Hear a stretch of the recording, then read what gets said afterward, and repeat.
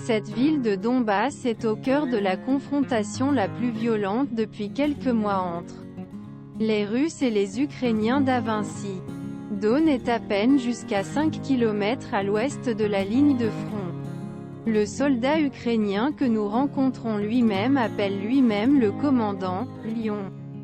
Il fait partie du 1er bataillon mécanisé ukrainien, les Loups de Davinci.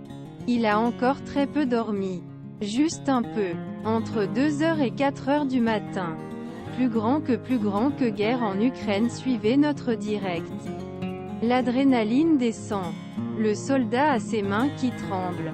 Il allume une cigarette et il raconte sa nuit dans la banlieue de Barmaout. J'étais là il y a une autre heure. Les conditions étaient difficiles. Il a plu toute la nuit. Il y avait de la boue partout.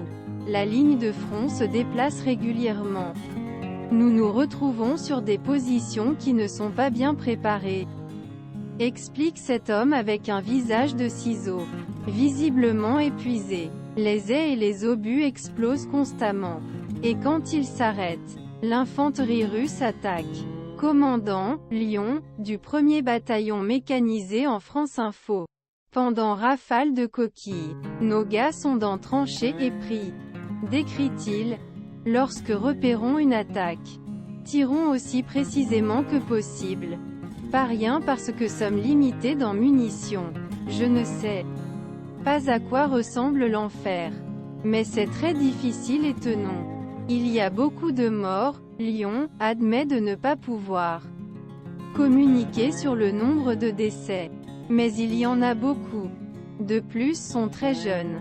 Tout comme celui qui a dirigé le bataillon de Davinci Wolf.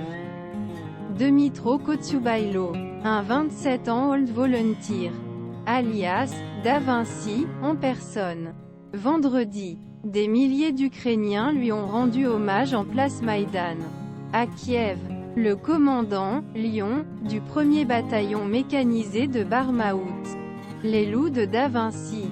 Il dormait à peine 2 heures le 13 mars 2023 quand il a dû retourner à l'avant. Le commandant, Lion, se battait à côté de lui. 3 jours auparavant, il l'a vu mourir sur une route pilée par l'artillerie russe. Il a reçu un éclat sur place et l'artère a été coupée. Commandant, Lion, en France Info, la route entre tranchées la plus proche de ligne de front et le premier refuge est presque sûr. Explique le combattant. Et il est définitivement sous le feu de l'artillerie de l'ennemi. Mais la bataille de Barmouth n'est pas terminée. Le personnel a ordonné à ses troupes de résister. Ensuite, le commandant Lion, en tant que bon soldat, met fin à l'interview. Et puis, comme tous les jours, il retourne à l'avant.